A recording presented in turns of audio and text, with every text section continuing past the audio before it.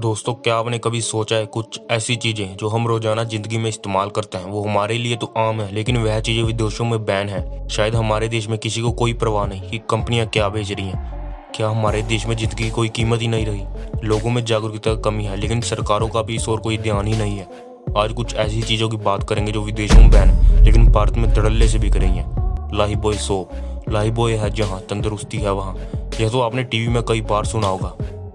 और आप लाइफबॉय साबुन से हाथ धोकर निश्चिंत हो जाती होंगी, क्योंकि डिटोल के बाद यही साबुन है जिसे आप सबसे अच्छा जर्म किलर मानते होंगे।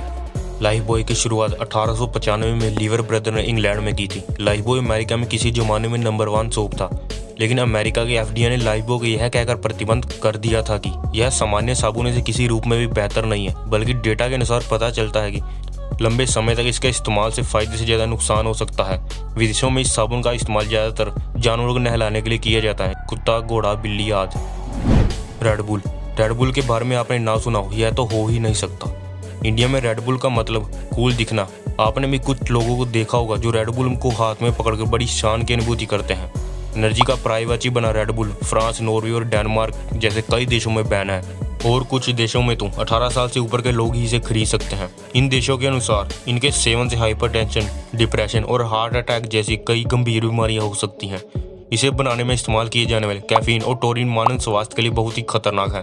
एक लड़के ने रेडबुल की 3 कैन पीकर और बास्केटबॉल खेलने चला गया। मैच के दौरान ही उसकी हार्ट अटैक से मौत हो गई। च्युइंगम। हमारे देश में तो च्युइंगम खाकर इधर उधर थूकना तो बेहद ही आम सी बात है, लेकिन सिंगापुर में 90 के दशक के बाद ही इसकी खरीद, बिक्री और इस्तेमाल पर रोक है। लेकिन 2014 के संशोधन के बाद आप डॉक्टर की पर्ची से ओरल हेल्थ के लिए इसका इस्तेमाल कर सकते हैं, वो भी शुगर फ्री च्युइंगम का। लेकिन अगर च्युइंगम खाकर इधर उधर फेंकता पकड़ा जाता है तो उस पर भारी जुर्माना लगाया जाता है। Kinder Joy. आजकल भारतीय बच्चों की पहली पसंद बना किंडर जॉय, जिसको टीवी में इतनी एडवर्टाइजिंग की जाती है कि बहुत महंगी होने के बावजूद माँ बाप को अपने बच्चों की जिद पर इसे लेकर देना पड़ता है। अमेरिका में किंडर जॉय को सेहत के लिए खतरनाक माना गया है। 1938 में बने एक लॉ के तहत किसी भी ऐसी कैंडी की बिक्री प्रतिबंधित है जिसमें खिलौने भी मौजूद हों, क्योंकि बच्चे गलती से इसे निगल सकते हैं। 2017 के बाद कंपनी ने चॉकलेट और खिलौनों को अलग अलग करके बेचना शुरू कर दिया। डिस्प्रिन। भारतीय लोग अक्सर सिर दर्द से राहत पाने के लिए डिस्प्रिन का इस्तेमाल करते हैं, क्योंकि बाजार में यह बड़ी आसानी से मिल जाती है। लेकिन अंतर्राष्ट्रीय मानकों पर असफल होने की वजह से यह दवा अमेरिका में बैन हो चुकी है। इसके साथ ही डीकोल्ड, न्यूमोलाइड जैसी दवाएं भी बैन हैं, जिसे किडनी और लीवर के लिए खतरा बताया जाता है। पेस्टिसाइड्स। भारत एक कृषि प्रधान देश होने के कारण बड़ी मात्रा में यहाँ कीटनाशकों का प्रयोग किया जाता है, लेकिन दुनिया भर की मार्केट में डीडीटी और एंडोसल्फान जैसे तकरीबन 60 से ज्यादा कीटनाशक विदेशों में बैन है।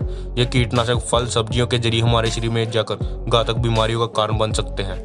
इसी वजह से कई देशों में ये बैन है, जबकि भारत में फसलों को कीटों से बचाने के लिए इनका खूब इस्तेमाल होता है। शहद। 2010 में यह खबर आई थी कि centre for science and environment ने भारत में बिकने वाले 12 ब्रांडेड शहद के नमूनों की जांच की। इसमें से कई 2 से 4 ब्रांड के शहद में एंटीबायोटिक का हाई लेवल पाया गया। अमेरिका और यूरोप देशों में शहद में एंटीबायोटिक मिलाना बैन है। ऐसी और भी बहुत सारी चीजें हैं जिनकी किसी और दिन बात करेंगे।